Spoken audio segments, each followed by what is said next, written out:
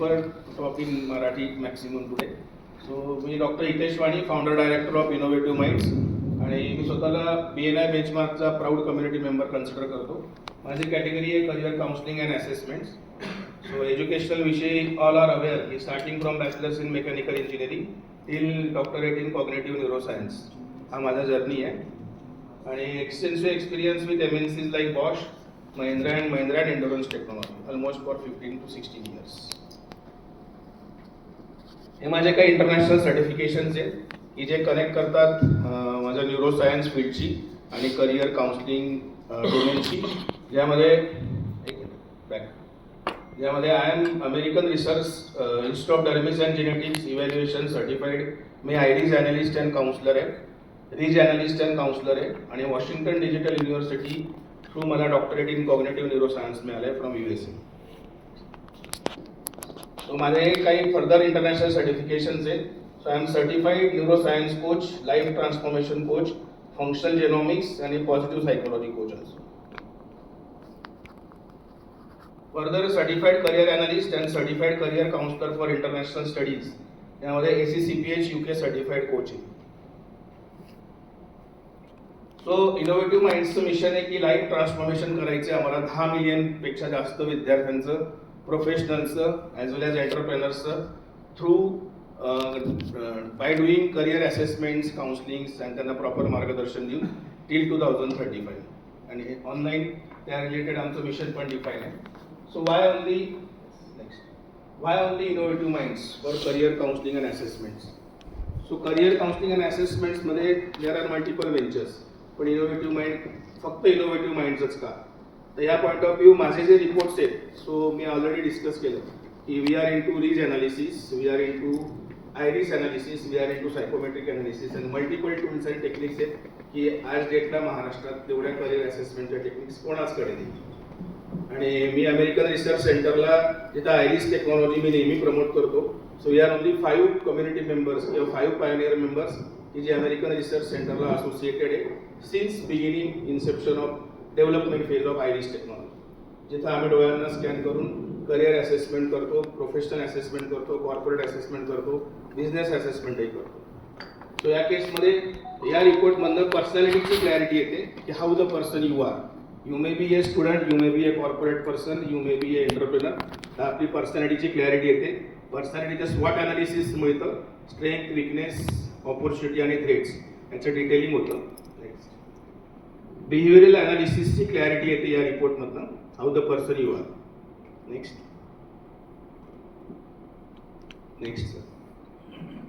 Neurons distribution analysis किंवा neurological analysis ज्याला आपण म्हणतो. So human is having one brain, आपल्याला एक ब्रेन आहे ऑब्व्हियसली, एव्हरीवन नोज दिस, आणि त्यामध्ये 2 हेमिस्फिअर आहेत, लेफ्ट हेमिस्फिअर, राईट हेमिस्फिअर. दोघं हेमिस्फिअर मिळून 10 लोब आहेत, प्रीफ्रंटल, फ्रंटल, टेम्पोरल, पॅराटल, ऑक्सिपिटल. 5 डाव्या साईडला, 5 उजव्या साईडला, आणि 10 लोब मिळून 100 बिलियन न्यूरॉन्स आहेत. So 100 billion goes to 10,000 crore neurons. आणि हे न्यूरॉन्स कुठल्या लोबला कशा प्रकारे डिस्ट्रीब्युटेड आहे, तर based on that neurological distribution ते ज्या लोबमध्ये त्याची डेन्सिटी जास्त आहे त्या related subject selection, stream selection, career selection, आणि इवन बिझनेस सिलेक्शन, कॉर्पोरेटमध्ये right person right job selection, या सगळ्या गोष्टी न्यूरॉन्सवरून ब्रेनमध्ये कुठल्या पर्टिक्युलर लोबमध्ये किंवा कॉर्टेक्समध्ये यावरून हे असेसमेंट होतं. So this is quite scientific assessment. So this is neurons distribution. So as I said की आम्ही सब्जेक्ट सिलेक्शनला मदत करतो विद्यार्थ्यांना. जेव्हा विद्यार्थी 4वी, 5वी, 7वीत असतील तेव्हा त्यांना विच सब्जेक्ट, आता भरपूर मल्टिपल सब्जेक्ट्स आले आहेत. स्टेट बोर्ड आहे, CBSE बोर्ड आहे, IG बोर्ड आहे, IGSE बोर्ड आहे, देर आर मल्टिपल बोर्ड्स, आणि त्यामुळे कन्फ्युजन पण तेवढंच वाटतंय. Subject selection is one of the major issue. तर तिथेही आम्ही सपोर्ट करतो based on neurological assessment. Next critical abilities पण असेसमेंट होतात या रिपोर्ट थ्रू, ज्यामध्ये आपलं analytical thinking, communication, creative thinking, problem solving approach, multiple options आहेत. So everything is getting generated through this report. की परफॉर्मन्स इंडिकेटर म्हणजे आपला स्टुडंट की आपल्या स्वतःच अकॅडमिक्स का स्पोर्ट्स, मल्टिपल कन्फ्युजन असतात. So we are better in academics और स्पोर्ट्स याची पण क्लॅरिटी येते. Next stream selection. सो आता 10th मुलगा झाला आहे, सो 11thला सायन्स का कॉमर्स का आर्ट्स का अजून काही वेगळ्या diploma, this is a confusion. Even 12वी नंतर कुठली स्ट्रीम सिलेक्ट करावी, टू गो फॉर इंजिनिअरिंग और मेडिकल और समथिंग एल्स. भरपूर कन्फ्युजन्स आहेत आणि त्या पायी बिईंग पॅरेंट्स तू मेडिकल पण कर, एक्स अकॅडमीला नीटला ॲडमिशन घे, वाय अकॅडमीला जेईला ॲडमिशन घे. तर यामध्ये होतं काय की ॲज अ पॅरेंट्स 3-3, 4-4 लाख रुपये फक्त प्रिपरेशनला आपण वेस्ट करतोय. इन्व्हेस्ट नाही शब्द वापरणार आपण, वेस्ट करतोय. आणि आपले पैसे गेले इज ओके, पण मुलाचं काय? आधीच या नीट आणि जेई या टफेस्ट एक्झाम्स आहेत आणि तो त्या विद्यार्थ्याचा टाइम डिवाइड होतोय दोघं प्रिपरेशनमध्ये. मग अशा केसमध्ये त्याची इलिजिबिलिटी जर IITची असेल तर त्याची ॲडमिशन के बागला होते, कारण त्यांना अर्धा वेळ नीटला दिलेला आहे की त्याला काही आउटकम नाही मिळाला. सो अशा वेळेस पॅरेंट्सचे पैसे वाचतात, मुलाला प्रॉपरली गायडन्स मिळतं की एक्झॅक्ट काय केलं पाहिजे, कुठल्या स्ट्रीमला गेलं पाहिजे, त्याचा वेळ वाचतो. तो टाईम युटिलायझेशन, मनी युटिलायझेशन आणि ह्या सगळ्या युटिलायझेशनमुळे रिझल्ट्स इम्प्रूव्ह होतात. सो स्ट्रीम सिलेक्शनला we help. Next, co curricular activities. So co curricular activities is not just की आपण काहीतरी मुलाला बिझी ठेवायचं म्हणून स्विमिंग क्लास लावून दिला किंवा बॅडमिंटन क्लास लावला किंवा सम सर्टन क्लासेस लावले. त्याच्या न्यूरोलॉजिकल डिस्ट्रीब्युशनवरून आम्ही क्लास पण सजेस्ट करतो. Like if he is competent for chess, तो मी विनोद सरांकडे रिफर करतो. He is competent for certain other activities, तर त्या स्पेसिफिक परमनंट अकॅडमीमध्ये त्या स्पोर्ट्सला मी रिकमेंड करतो, कारण त्या स्पोर्ट्समध्ये पण तो एक्सेल करू शकतो ॲज ए को curricular activity. So just by doing कुठल्या तरी खेळ खेळायचा किंवा कुठला तरी स्पोर्ट्स करायचा, कुठेतरी को करिक्युलर ॲक्टिव्हिटी करायचा, it doesn't carry any value. Further learning styles. So human is having 3 ways of learning: visual learning, auditory learning, kinesthetic learning. So मुलाची लर्निंग स्टाईल आपण एक्झॅक्टली आयडेंटिफाय केली आणि त्याच न्यूरोलॉजिकल लर्निंग स्टाईलने अभ्यास मुलांनी केला तर रिझल्ट्स इम्प्रूव्ह होतात. 60-65% आज विद्यार्थी तुम्ही दाखवा, within 1 year I take challenge की त्याला 90%च्या वर score. Just by identifying his neurological assessment, त्याची योग्य लर्निंग स्टाईल मी आयडेंटिफाय करेल आणि त्या लर्निंगचे मेथड्स त्याला टीच करेल की या मेथडने अभ्यास कर, ही score will improve by at least 30%. So this is the learning style. 7 habits of highly effective people, हे स्टीफन कोव्हेचं रिसर्च सायंटिस्ट आहेत, ऑथर आहेत, रायटर आहेत. खूप सुंदर बुक आहे.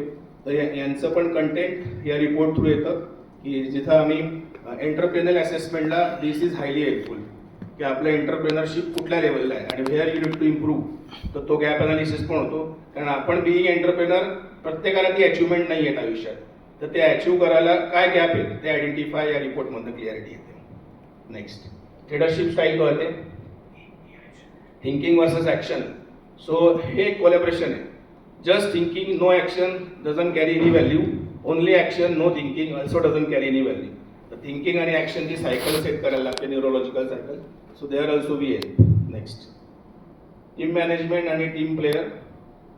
So like Tendulkar is a very good team player but not team manager. So ते पण आयडेंटिफाय करता येतं through this report. My 4 pillars, हे पण बिझनेसचे 4 पिलर्स आहेत: ॲम्बिशियसनेस, कॉम्पिटिटिव्हनेस, अँगर management and risk taking ability. So ह्या 4 पिलरला आपण कुठं आहात याची क्लॅरिटी येते. सो बेस्ड ऑन दॅट तुमचं एंटरप्रेनरशिप और बिझनेस असेसमेंट होतं. नेक्स्ट, कॉर्पोरेट ॲबिलिटीज करतात. सो ह्या केसमध्ये जॉब ओरिएंटेड जे पर्सन्स आहेत, तर त्यामध्ये with job suitable for profile कुठला सुटेबल आहे ते आयडेंटिफाय करताना राईट पर्सन राईट जॉबला दिस डेटा इनपुट महत्त्वाचं आहे. व्हेरियस ट्रेंडिंग करिअर्स आहेत. So in India there are more than 3000 careers आणि अब्रॉड सरांना माहिती आहे की मोर दॅन 1200 युनिव्हर्सिटीज आहेत आणि मल्टिपल एज्युकेशन ऑप्शन्स आहेत. So there we help for right education selection. Personality traits, career interest, multiple इंटेलिजन्सच्या बेसिसवर आपण हे सगळं डिटेल्स प्रोव्हाइड करतो. Skill can abilities also we use to give out of this report.